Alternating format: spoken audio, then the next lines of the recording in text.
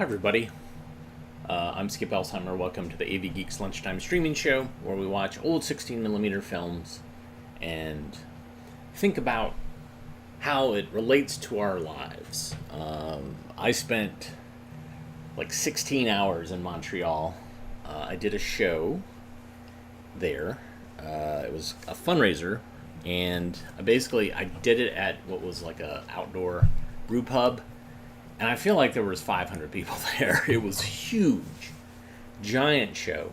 It was my friend Kayla Janice put it together and was fundraising for Fantasia film festival that was going on. And I showed a film strip that I had people in the audience read, and it was in English, and some of them read in French, which was hilarious. And what I learned is that my French is not very good. Driving around, I was like, what is, what does that highway interstate sign say? Like, I don't know. Like, Oost, is that west or is that east? I can't remember. So it was, it was my dabbling in a country where English was not really spoken. It was spoken, politely, but in a lot of places it wasn't. So, anyways, all right. So we braved a crazy storm that came through, where it was like 2 minutes of 60-mile-an-hour winds that took down a bunch of trees and power. But we were very lucky here at the archive that we did not catch a tree this time. We have had big limbs punch holes in roofs. And we've had a tree punch a hole in our roof. It's no fun. I love the big trees, but there is a price that is paid. So we survived it, knocking on this scanner. All right, for good luck. All right, here's a film that I don't think we've shown, but maybe we have. It's called Families and Rules. Enjoy.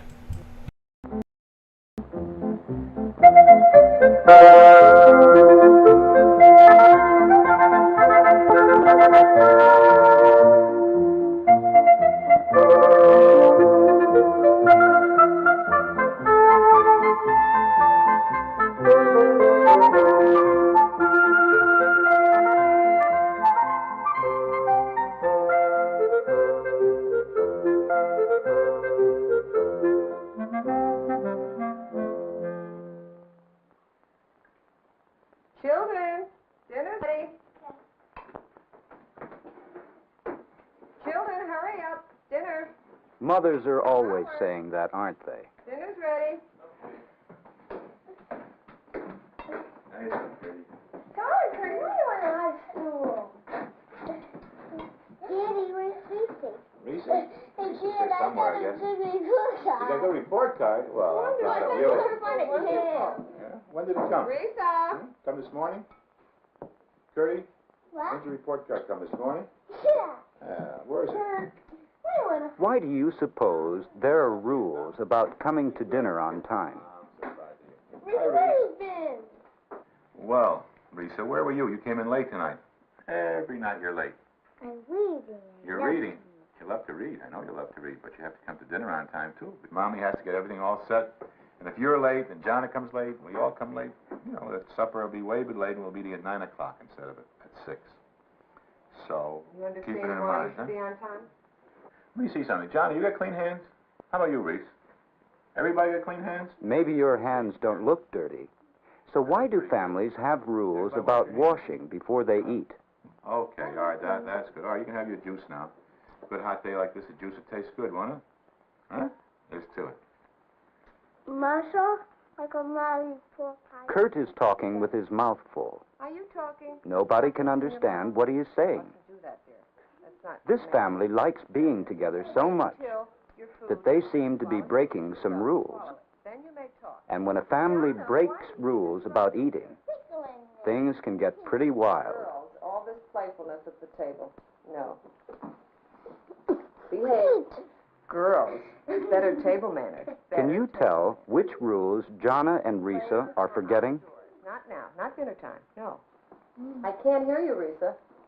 Can I read? Can you read? Not at the dinner table, no.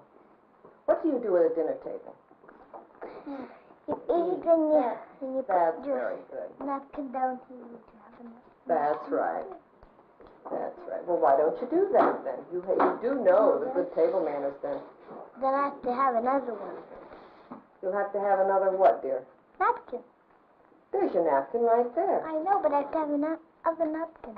Why? Because you know me. I don't know you. No, why would you want another napkin? Because I might waste this one.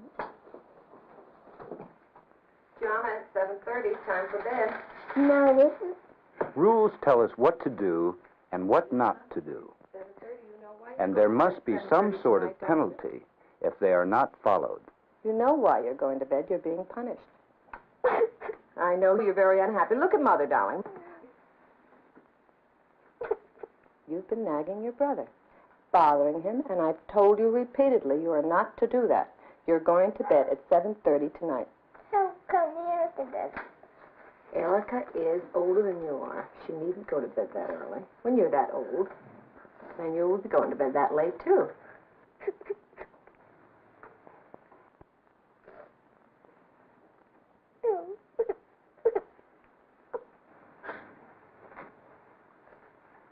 Rules aren't always easy to follow, and nobody likes to be punished. Jana is angry, and she goes into Kurt's room and thinks that maybe she'll break one of his toys.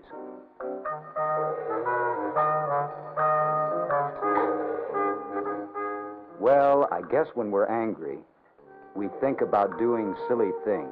Time for bed, Jonah.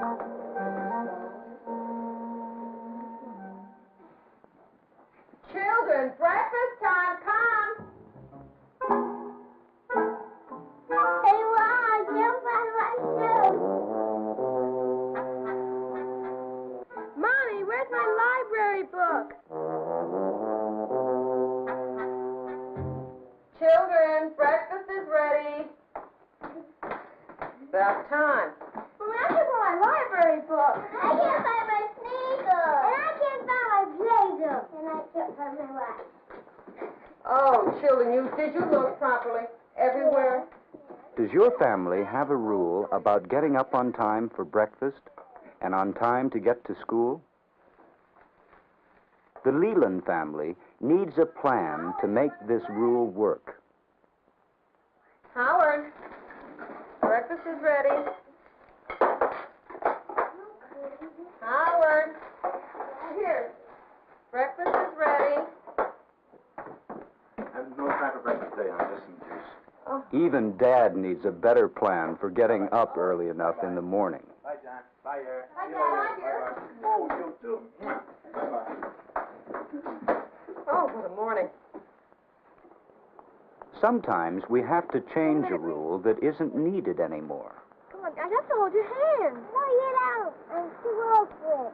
What's going on here? What is going on? Mommy, Lisa won't hold my hand. Mommy, I don't want to hold her hand. I'm too old to. Well, Reese, I think that's a very good point. Perhaps you are too old now. Grown up a little. You may walk just side by side, dear. All right, girls, I think you better move along now and have a good day. Bye, Mom.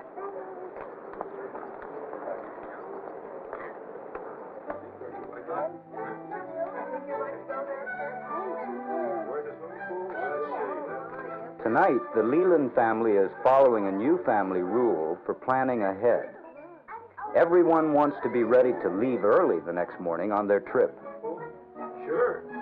You don't have to drive. Yeah, you learn it, Because they have planned, watch how well everything works. Jana has packed the clothes she wants to take.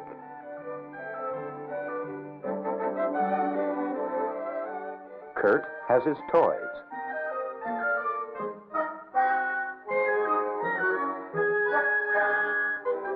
Erica has her books. And Mother is in charge of the food.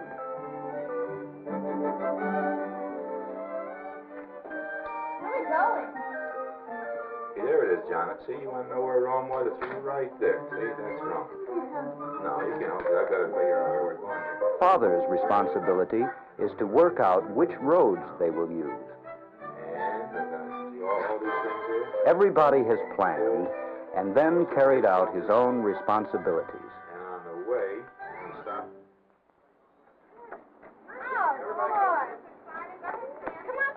Well, can this be the same family we all know? They seem to have followed their rules, and their rules work because they planned ahead. Now they can get away bright and early for their trip. They haven't forgotten a thing.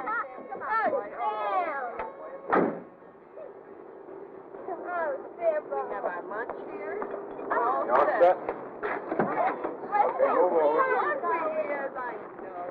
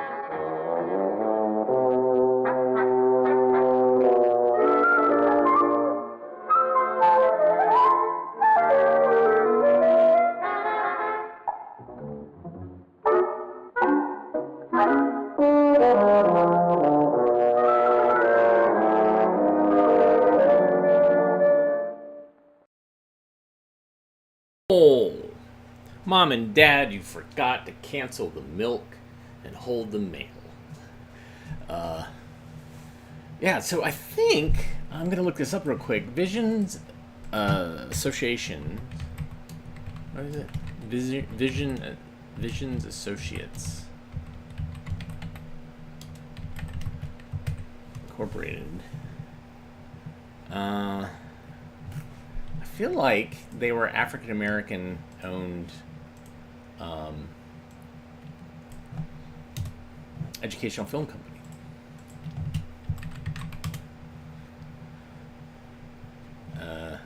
This name is very generic, so I'm going to take some time and figure this out. Vision Associates, short documentary film. Anyways, you don't need to have me watch and look at Google. Let's watch the next film. This is on the film scanner. This is called Climb. Enjoy.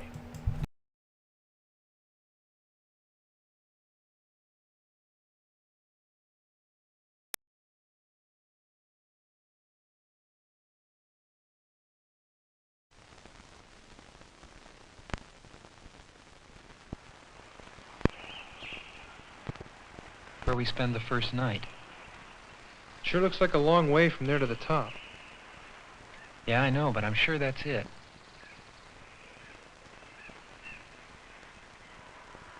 I wonder how hard it's going to be. Guess we'll know soon enough.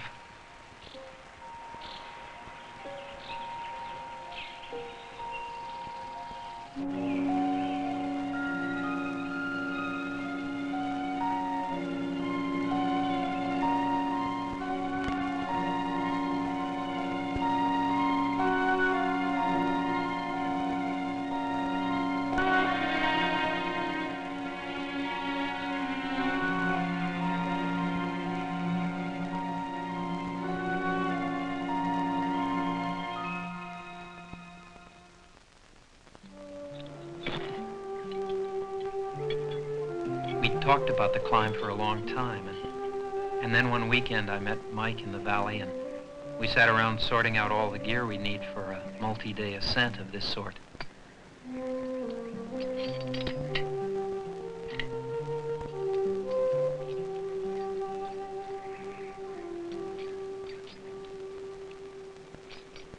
Now, it had snowed 2 days before, and although it had melted off, we decided to take along plenty of winter down gear just in case we got caught in another storm up there. And then after about 4 or 5 hours, we had it all together and were ready to go.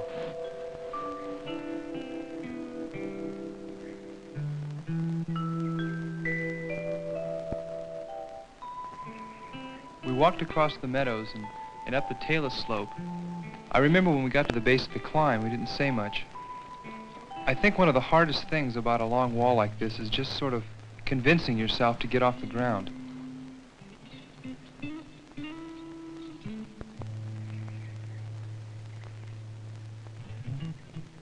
It's a commitment, and physically and mentally you have to be prepared for it. But obviously you don't make a commitment like this until you're ready. So there at the base we were concerned about the dangers we'd be facing, but really just excited about the joy of climbing and of reaching the summit.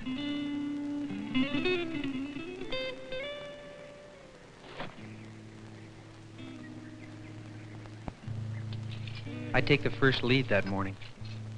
I put the pitons and carabiners around my shoulder on slings and started off up the wall.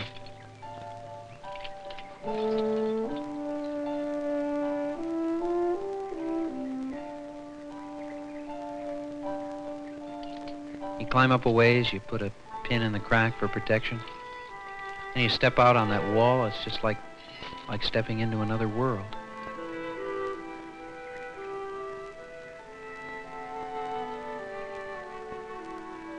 Sometimes it's very strenuous. Other times it's just very poetic and very free. It's kind of like a chess game, and you have to think 2 or 3 moves in advance. And the better climber you are, the more moves in advance you're capable of adjusting to.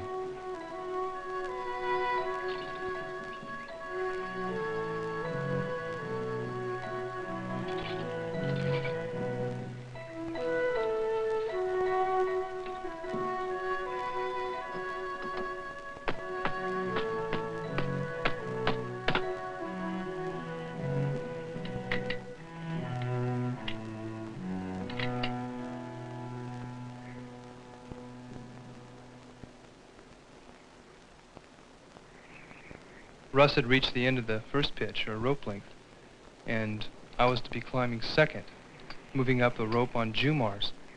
Jumars are ascenders that slide in one direction and lock in the other.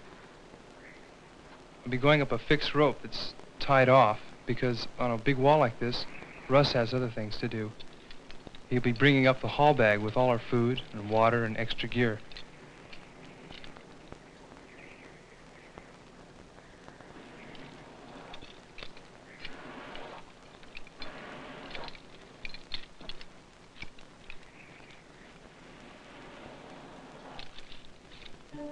I was cleaning the pitch, removing all the pitons that Russ used for protection so we could use them again. A rhythm begins and the ground starts to disappear below.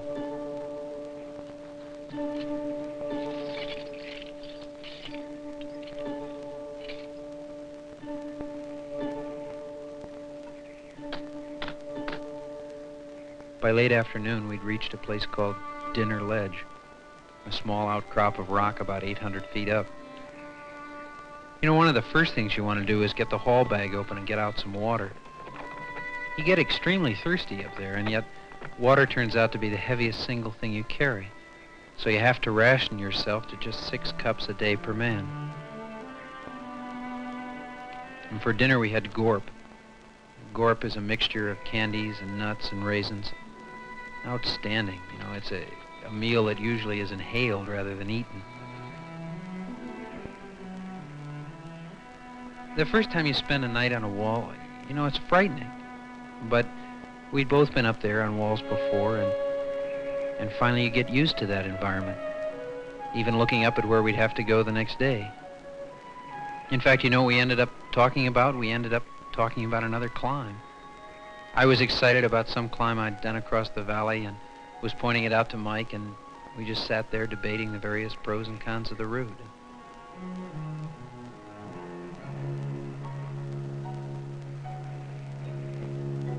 Finally it gets dark, and you tie yourself into the mountain so you don't roll off in the middle of the night. And you get in your sleeping bag and watch the stars come out.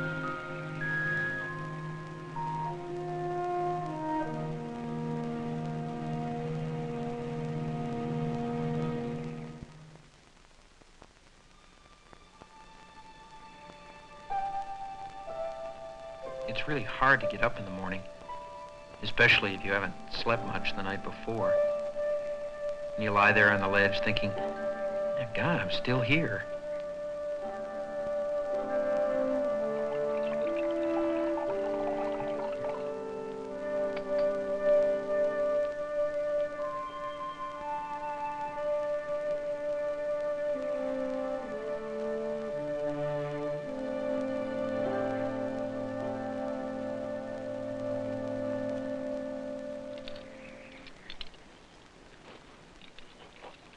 I took the first lead again and began to work my way slowly up to a large overhang that was above us.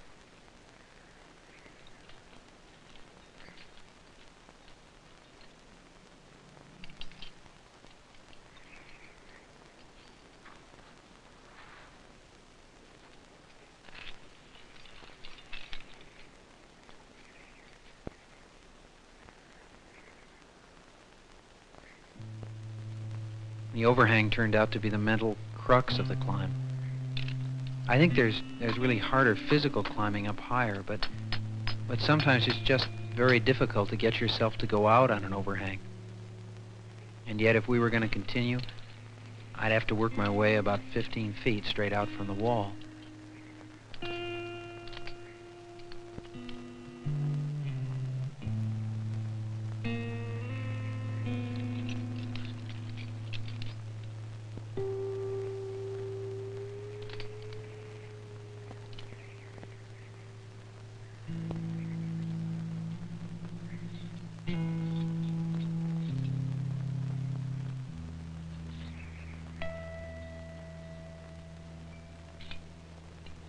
And the hardest part of the overhang turns out to be the last part, because you get all the way out there and then you've got to reach over the lip.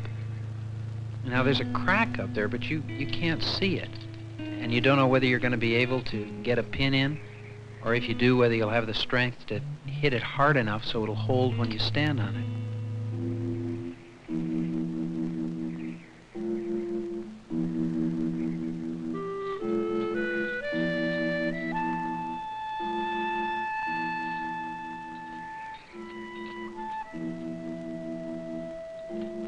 It's extremely strenuous, and yet you find you just have no conception of time, that concentration has completely erased it, and all that's left is a tremendous desire to get over that bulge.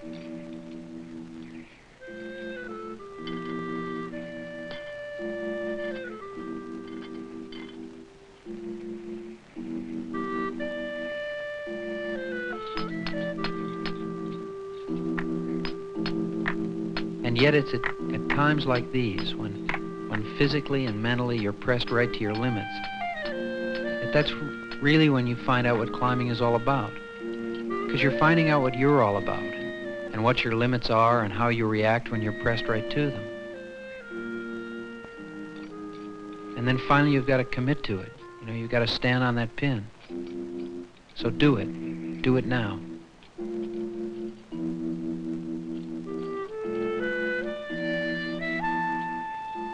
I stood up and the piton held.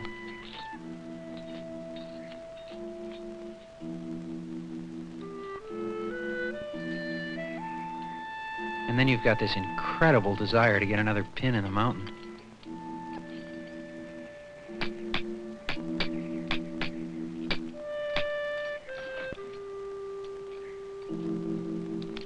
And then you can relax, or at least relax in the comparative safety of a single piton. Just about the time you're beginning to congratulate yourself on what a fantastic job you've done on the overhang, you can always look up the wall and see where you still have to go. Russ had reached the end of another pitch. This time there was no ledge to stand on, so he tied himself off to pins in the mountain.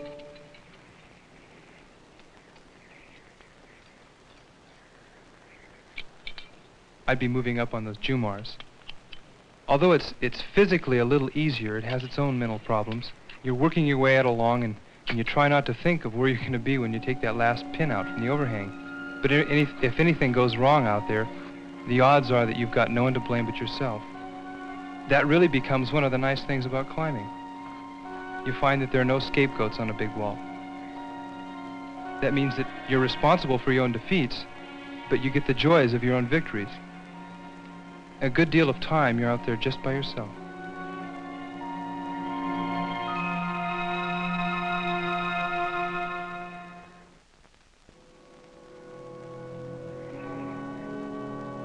The day wears on, the climb continues.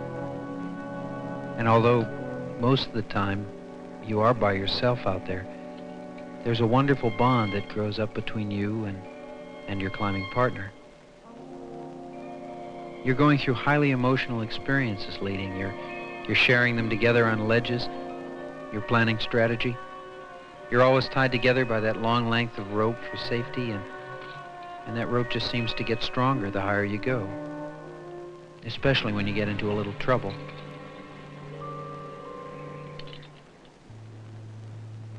I got up to another overhang, and I put in a pin above it. And yet, as I stepped out, I was totally enmeshed in all of my lines. And you want to go up, but you can't go up, and you want to go down, and you can't do that either. You find you're not only putting out a tremendous amount of physical energy, but a lot of emotional energy as well. You begin to lose control of your mind. You look around and you see where you are, and it just all comes rushing in on you. You're not only fighting with the mountain, but you're fighting with your own head. Because if you lose control of that up there, you're in real trouble.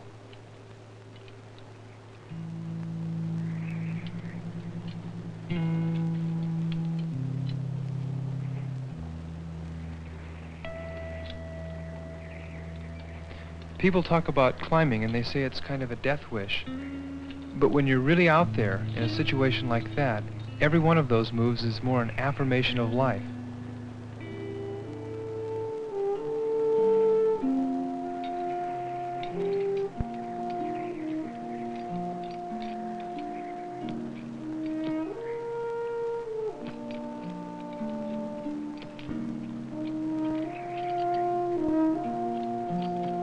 When you climb, you follow the crack systems. But sometimes those cracks just disappear, and that's what happened at the end of the next pitch. Mike began yelling down that there was no more crack to climb in. I began yelling up that it would really be nice if he went and looked for one. So he began to set up a pendulum. He's climbed up the crack as far as he can go and put pins in. Now I'll let him back down the face about 40 feet.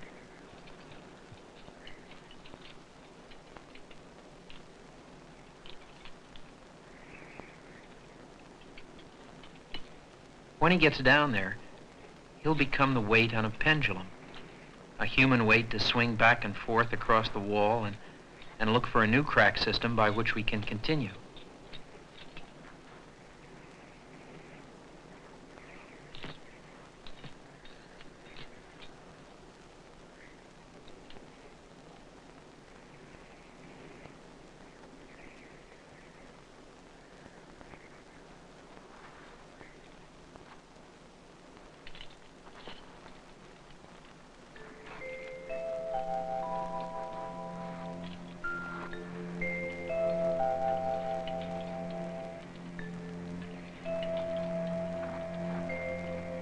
You've got to make it, and yet your mind starts to say, I can't do it. I can't throw myself at it or I'll fall. And then you do fall, and for a moment there you think it's all over. But you find you're still up there. You're still hanging on that rope. Eventually there's nothing left to do but just get it together and try again.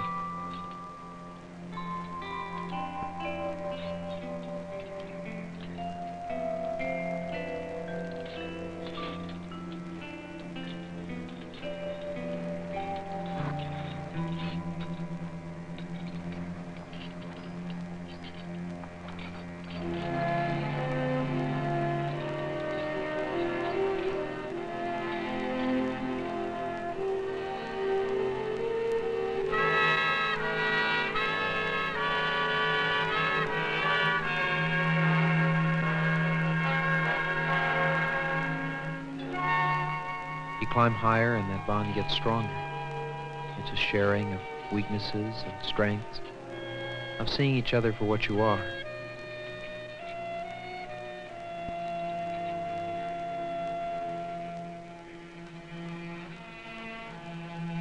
And now that second day is drawing to a close, and although we're 1,800 feet off the ground, we're still several pitches from the summit. And if we're going to make it by nightfall, I'd have to climb a difficult jam crack. A jam crack is where there really aren't any holes in the rock to grab onto. So what you do is you place your whole arm in the crack where it's thin. You make a fist so your fist is thicker than the crack, and then you pull yourself up on it. You put your other arm in, you wedge your feet in the same way, move slowly up the crack. You have to hold yourself to the mountain with one arm while the other wrestles with carabiners and ropes and pitons.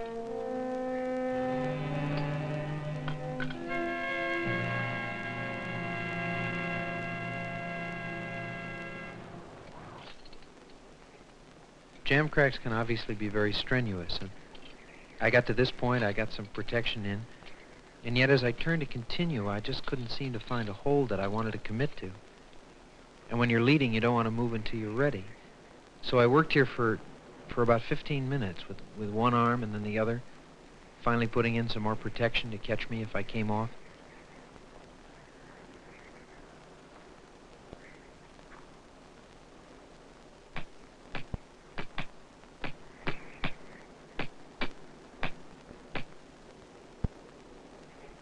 And yet finally, no matter how sweaty your arm is, you just have to tell yourself, trust it, trust it.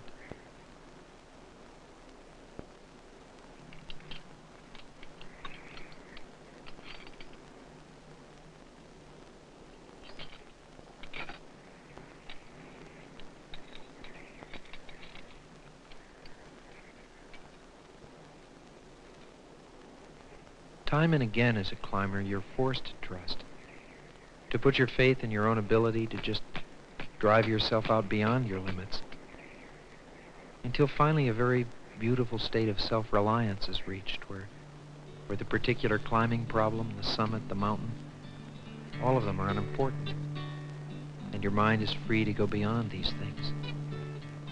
After you've gotten to a ledge, especially like this where you really had to struggle to get there, you've got the haul bag up and you can relax. It's one of the most beautiful times in climbing. You put out a tremendous amount of energy and concentration, and now adrenaline is beginning to break down in your system, and your mind and your body relax in a way they just never have before. And you find you're very much in the present, very much in the now. And you look around and everything has a wonderful kind of importance to it.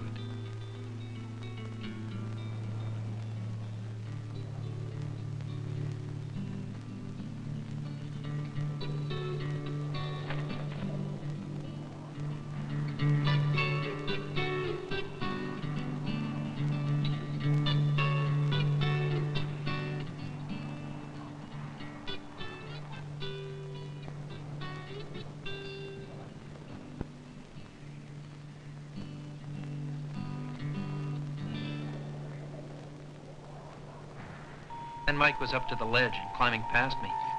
He was really climbing quickly. You know, inevitably you reach a point where you're just exhausted. What you want to do is try and make it to the top, and hopefully before it gets dark. We started up a chimney, and the angle of the mountain finally began to break. We could see a tree way up above, and we knew that was on the summit.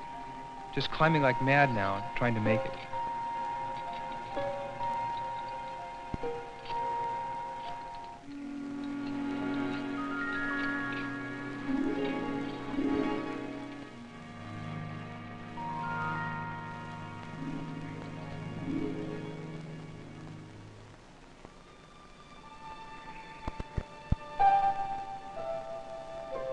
The summit's reached, the challenge met. And yet you sit up there and you ask yourself, why do you climb? And it's still not easy to put it into words. Sure, you'll be strung out on a pitch or flat up against the wall on a ledge, and you'll find yourself saying, you know, why am I here? I gotta be out of my mind. And yet for reasons underneath that, you just wouldn't want to be anywhere else.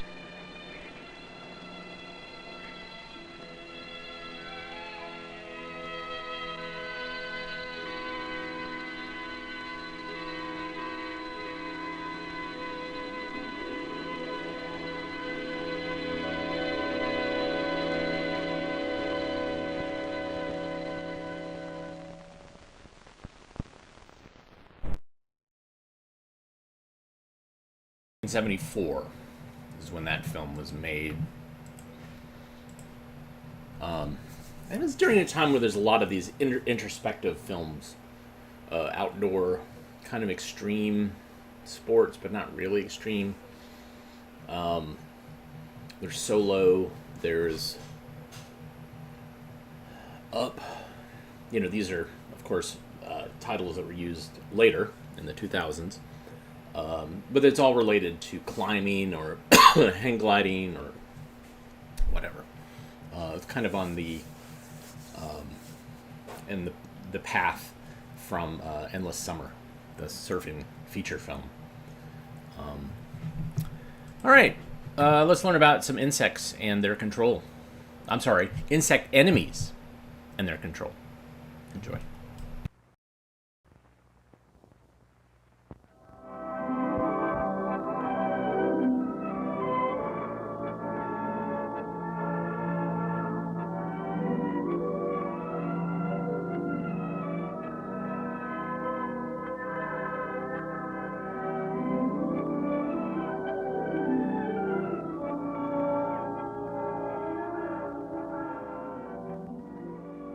This is an entomologist, a person who specializes in the study of insects. Many of the thousands of kinds of insects these scientists study are helpful to mankind. Fruit flies, for example, are useful in studies of heredity. Bees and other insects are helpful in pollinating flowers. Some insects act as scavengers, eating bits of dead animal and plant matter. However, there is a small but very important segment of the total insect population that destroys our crops, endangers our health, the health of our domestic animals, and damages our homes. By understanding the habits of insects, their life cycles, their structures, and their physiology, entomologists are able to carry on a more effective battle against the enormous damage that harmful insects cause us. Entomologists are often called upon to identify insect specimens found in plants. Quarantine inspectors, some of whom are entomologists, prevent infested plants from coming into the country. Corn, for example, is a crop that is attacked by an insect pest accidentally brought into the United States, the European corn borer. The corn borer moth lays eggs on the undersides of corn leaves in June. These hatch into destructive larvae, which in turn are followed by a second generation of moths and larvae in early August. The second brood larvae eat and destroy the stalks and ears. To combat this pest, some farmers delay their date of planting. This results in the corn being small and having little food value for the first generation larvae when they are ready to hatch. Planting insect-resistant varieties of corn also reduces crop damage. One of the common measures of control against the European corn borer is the application of chemical insecticides. Control measures against insect pests are absolutely necessary for the production of our fruit crops. One insect which does damage to the apple crop is the codling moth. The codling moths lay their eggs on the leaves and twigs of apple trees in the spring. The larvae feed briefly on the leaves and then eat their way into the apples. After feeding on the seeds within the cores, the larvae leave the apples and find a sheltered place to spin their cocoons. These cocoons are on a discarded wooden box. The larvae in the cocoons can be destroyed by burning such containers and other debris that accumulate in apple orchards.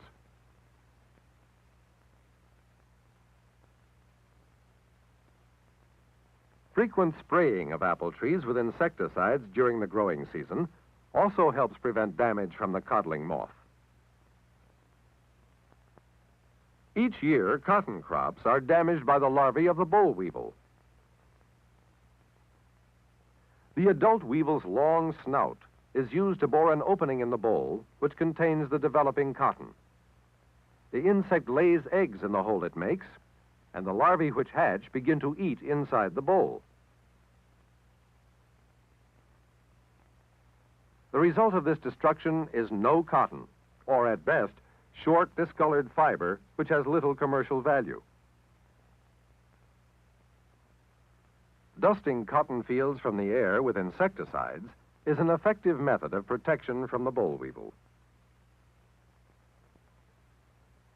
There are many kinds of insecticides needed to control insects. Some will kill chewing insects, such as grasshoppers, while others will destroy sucking insects, such as aphids.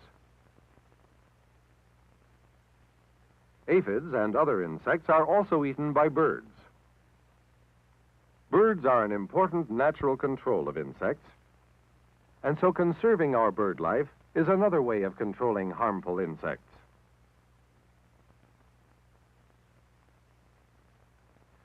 Some insects are killed by other insects.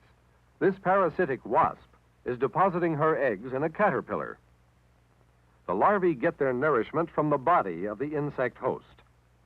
Then the larvae spin cocoons, which we see on the skin of this caterpillar. Eventually, the infested insect dies. Orange trees and other citrus fruits are sometimes injured by the cottony cushion scale, a small sucking insect which feeds on the trees and fruit. Lady beetles are a natural enemy of the cottony cushion scale, and they are sometimes placed in groves. The lady beetles destroy the scale. But insects do damage other than to our crops. Some insects, such as the common housefly, are dangerous to our health. Flies carry disease germs on the hairy portions of their legs. Houseflies feed on decaying matter in which they also lay their eggs. The eggs, in turn, hatch into larvae called maggots. By wrapping garbage and by sealing containers, we can prevent adult flies from reaching wastes where they may lay their eggs. Screens will protect our homes against flies, mosquitoes, and other insect pests, too. Mosquitoes are blood-sucking insects. The Culex and Aedes mosquitoes are mainly a nuisance, biting their victims and causing minor irritation. But some mosquitoes are serious threats to health. The Anopheles mosquito, for example, carries the microorganism causing malaria. Mosquito larvae live in water and breathe through tubes which penetrate the surface of the water. To destroy these larvae, safe insecticides are used which form a film on the water. The chemical film kills the larvae by contact with them. Considerable damage is done in our households every year by another insect, the common clothes moth. Damage is not done by the adult moth, but by the larvae, which feed on woolen fabric. Garments can be protected against clothes moths by dry cleaning and by using paradichlorobenzene crystals.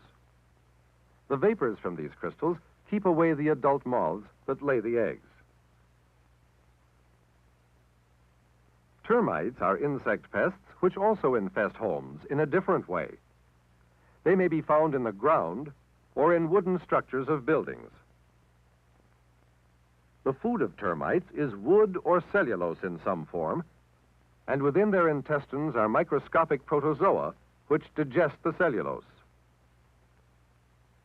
Treating the soil around foundations of buildings with a long-lasting chemical is the preferred method of preventing termite damage. The chemical forms a toxic barrier which termites cannot penetrate. This was once a beautiful elm tree. We can see what caused its destruction by peeling off the dead bark. Here we see the pattern of marks made by the burrowing of the European elm bark beetles, which carry the Dutch elm disease fungus.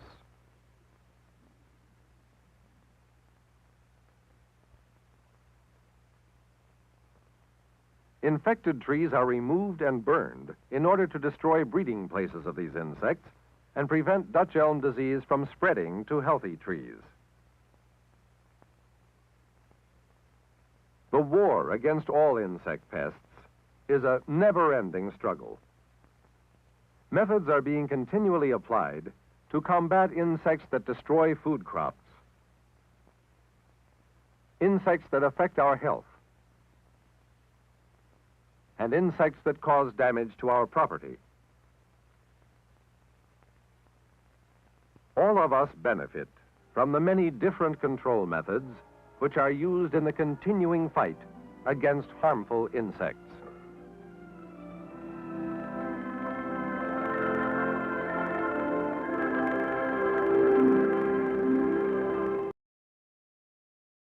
Thank you, Coronet, for that. So to update, Visions Associates was not an African-American educational film company. There's another one. I'm still trying to hunt it down to figure out what it was. Maybe I'll find out during this show, or it might be something I will highlight in the future. In the future, yeah, let's conserve some water resources today.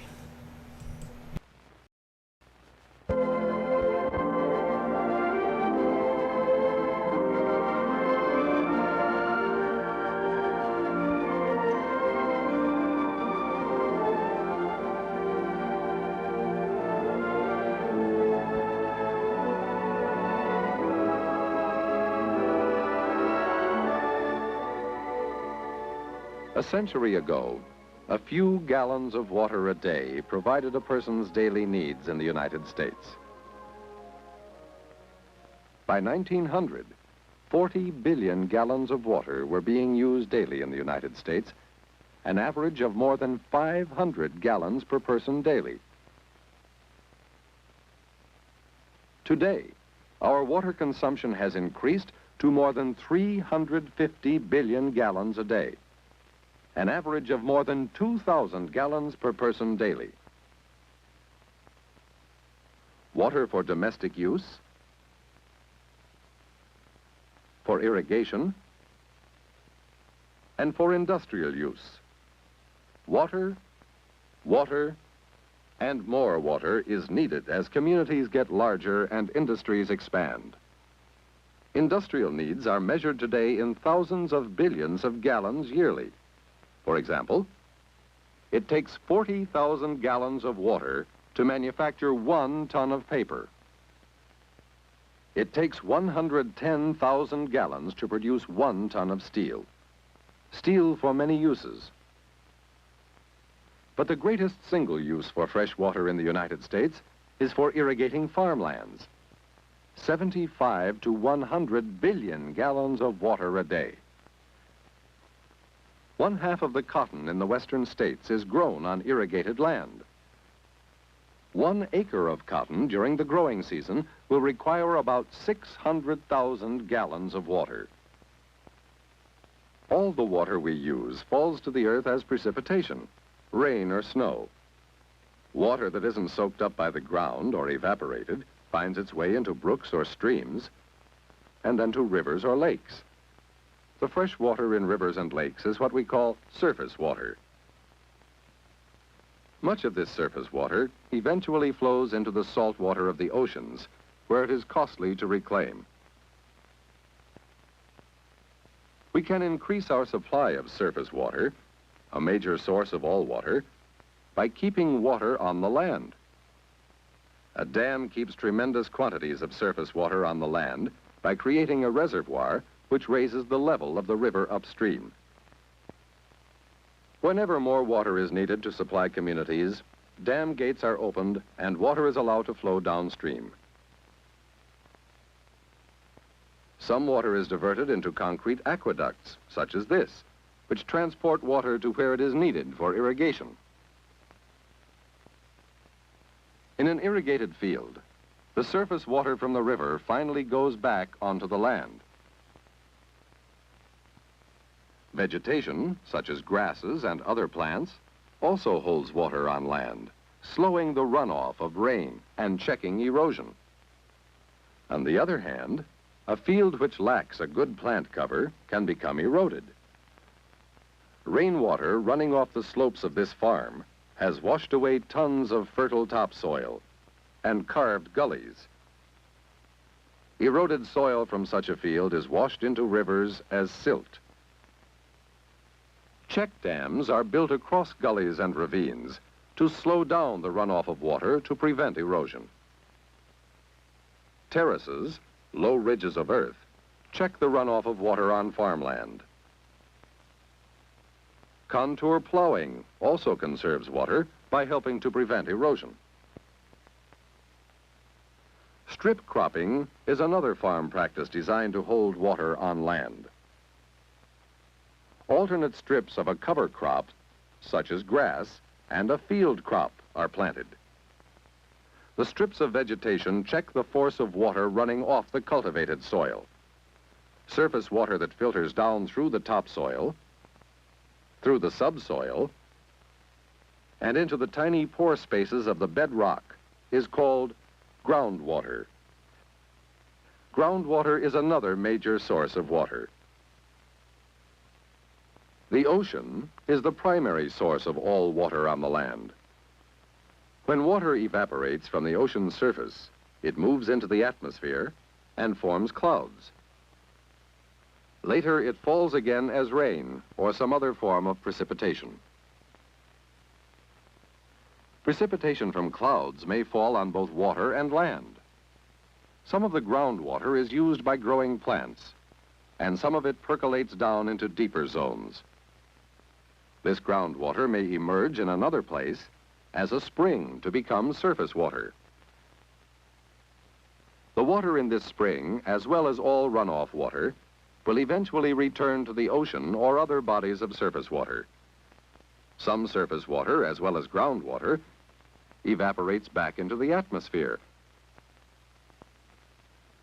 and may condense into clouds. This process of evaporation, precipitation, and storage is the water's cycle, a never-ending circulation of water from the ocean and the land into the atmosphere and back to the land and ocean. While some groundwater may emerge from the earth in the form of springs, we get much of our water from wells, sunk into the earth to tap the groundwater. Underground reserves of water contain the largest storage of fresh water in the United States. For many years, over most of the United States, groundwater has been used up much faster than it has been replenished. Building a water spreading system is one way to replenish deposits of groundwater. Here, a sand pit has been filled with water. The water gradually seeps through the sand and deep into the ground. So we have seen some ways to conserve our ground and surface water. Reusing water will also help us conserve our water supplies. One way to reuse surface and groundwater is by purification. In this purification plant, domestic sewage is treated to remove organic and mineral wastes. Water containing industrial wastes should be treated in the industrial plant so that it is free of waste before being returned to its source. Generally, contaminated water should be disposed by means of an effective sewage system. Many cities use a combination of methods in keeping waste out of the water supply. For example, Chicago once dumped its sewage into Lake Michigan. As the city grew, another method of sewage disposal had to be found. The Chicago Sanitary Canal was dug to carry waste away from the lake and down to the Mississippi River. In some cities, organic wastes are processed into fertilizer. which is then bagged and sold as a commercial product. Some cities empty their sewage into large bodies of water, such as the sea or large lakes, thus creating a possible source of contamination for beaches. Cities also have a problem in securing fresh water. Some of the water for the Los Angeles area is supplied by the Colorado River. Huge aqueducts carry the water a distance of 250 miles. In the near future, the water shortage problem may be solved by a new source of fresh water.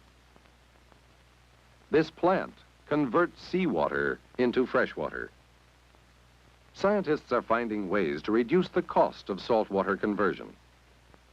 Converting saltwater will give us an increasing supply of fresh water for our growing needs.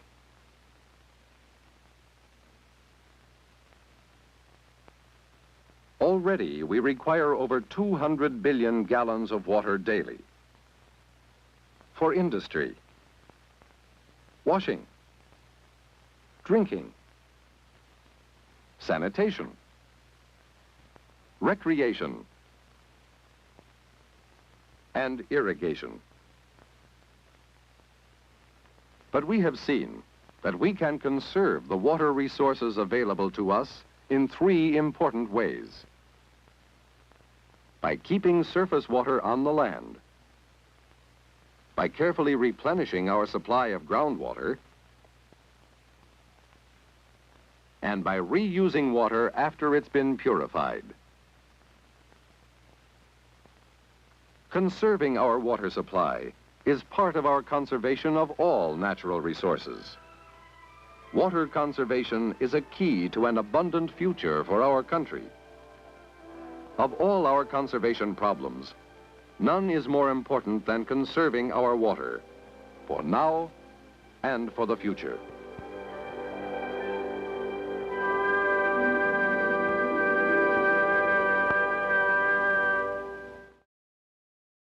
Years in the future, that problem has not changed and it's gotten worse. So we knew about it at least 60 years ago, if not before then. Anyways, thanks for tuning in today. Very much appreciate your eyeballs. One way you can support us is by hitting the thumbs up button, by commenting. If you're in the Raleigh-Durham Triangle area, I'm doing a show tonight at the Alamo Draft House at 7 o'clock. It's a free show in the Video Vortex Lounge, and we're going to watch films about dogs. Dogs that misbehave and owners of dogs that misbehave. It'll be a lot of fun. If you're in town, come on by and say hi. But if you're not, again, hitting that thumbs up, the subscribe. You can donate by going to ko-fi.com/avgeeks, donating some coffee. You can also go to patreon.com/avgeeks and donate there, and that will help us pay for industrial towels to wipe down cans that are all gunky, or artist tape that we use to tape down the ends of films. So those are ways to support us. You can also support us in the Super Thanks button on the YouTube chat. But everybody have a great rest of your day, and we'll see you tomorrow if I don't see you tonight.